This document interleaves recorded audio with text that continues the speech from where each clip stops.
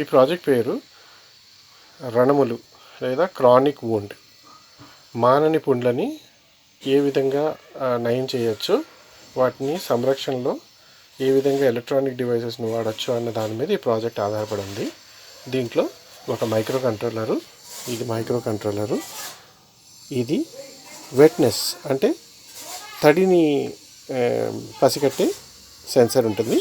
ఇది టెంపరేచరు అంటే ఉష్ణోగ్రత మరి వాతావరణంలో తేమని, వాతావరణంలో తేమని ఇది గుర్తిస్తుంది.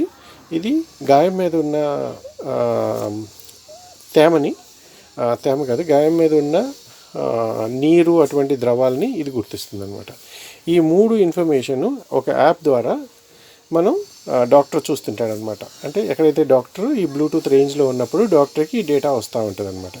అది గమనించుకుంటే డాక్టర్ ఏమైనా ట్రీట్మెంట్లో ఏమైనా మోడిఫికేషన్స్ చేయాలా, ఏ విధమైన ట్రీట్మెంట్ చేస్తే గాయం మానుతుందా లేదా అన్న విషయం డాక్టర్కి తెలుస్తుంది. దానివల్ల కాల్ తీసేయకుండా వైద్యం చేయటం ఉపయోగపడుతుంది అనమాట. ముఖ్యంగా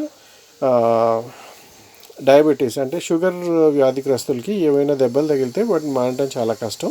ఇటువంటి డివైస్ ఉపయోగించడం వల్ల కాళ్ళు వేళ్ళు సాధారణంగా వాళ్ళకి కాళ్ళు వేళ్ళు అటువంటి కోసి తీసేస్తుంటారు అనమాట. ఎందుకంటే అవి కుళ్ళిపోతాయి, మానవు. వాటిలో వాళ్ళ శరీరంలో మానే శక్తి లేకుండా పోతుంది అనమాట. సో ఈ విధంగా పెట్టినప్పుడు మానే శక్తి తక్కువ ఉన్నప్పుడు మనం కంటిన్యూస్గా చూసుకుంటూ ఉండాలన్నమాట. కొద్దిసేపటికి ఏం జరుగుతుంది, ఎలా ఉంది గాయం అనేది.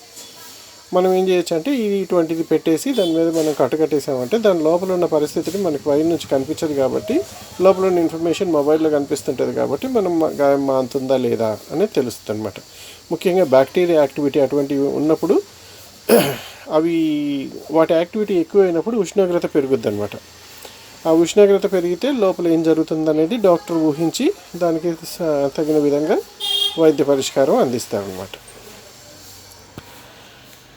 ఈ విధంగా కాళ్ళు చేతులు ఇటువంటి తీసేయకుండా మనం వాటిని ఎక్కువ జాగ్రత్త ఎలా తీసుకోవచ్చు అనే దాని మీద పెద్ద రణాలని ఏ విధంగా మాన్పచ్చు అన్న దాని మీద ఈ ప్రాజెక్ట్ ఆధారపడి ఉంది.